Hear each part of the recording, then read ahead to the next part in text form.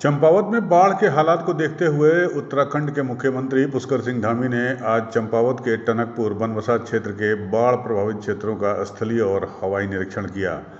बाढ़ प्रभावितों से मिले, उनकी समस्याएं भी सुनी।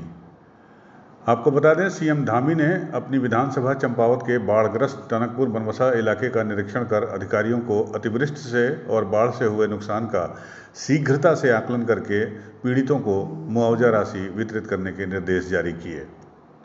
उन्होंने कहा कि अब अधिकारी आपदा प्रभावित क्षेत्रों में जाकर कैंप करके राहत कार्यों को तेजी से संपन्न कराएं, धरातल पर कार्य करने, अतिवृष्टि से हुए नुकसान की रिपोर्ट अविलंब शासन को उपलब्ध कराने के भी निर्देश सीएम धामी ने जारी किए। इसके अलावा मानसून काल में अधिकारियों कर्मचारियों की लापरवाही बर्दाश्त न करने की चेतावनी भी सीएम धामी ने दी है।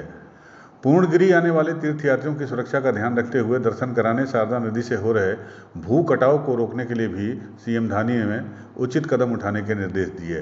टनकपुर किरोड़ा नाले के अस्थायी उपचार और डायवर्जन का यथाशीघ्र अस्थायी प्रस्ताव बनाकर शासन को भेजने के भी निर्देश सीएम धामी ने दिया।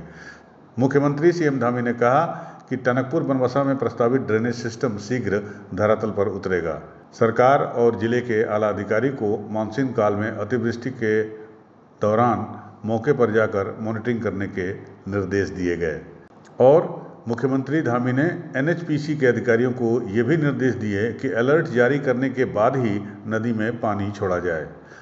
गौरतलब है, मंगलवार को हुए भारी बारिश के चलते जनपद चंपावत में नुकसान के साथ मैदानी क्षेत्रों में जलभराव भी हो गया था। इन प्रभावितों से मिलने मुख्यमंत्री पुष्कर सिंह धामी टनकपुर और बनबसा पहुंचे और अधिकारियों से उन्होंने नुकसान की जानकारी ली। उन्होंने विभिन्न क्षेत्रों का स्थलीय निरीक्षण कर प्रभावितों से मुलाकात की, उनकी समस्याएं सुनी, अधिकारियों से आपदा के कारण हुए क्षति और नुकसान की जानकारी भी ली और लोगों को आश्वस्त किया कि भारी बारिश के कारण प्रभावित लोगों को जो भी नुकसान हुआ है उसकी भरपाई सरकार के द्वारा की जाएगी।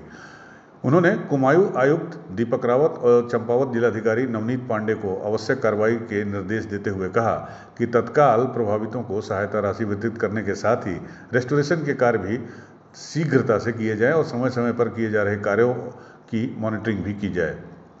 अपने दौरे के दौरान सीएम धामी ने सैलानी गोट शारदा घाट पहुंचकर जलभराव के साथ ही अन्य प्रकार से प्रभावित लोगों से बातचीत की और उन्हें भरोसा दिलाया कि सरकार आपदा की इस घड़ी में प्रभावित लोगों के साथ खड़ी है। यूपी न्यूज़ 9 के लिए चंपावत से लक्ष्मण सिंह बिष्ट की रिपोर्ट।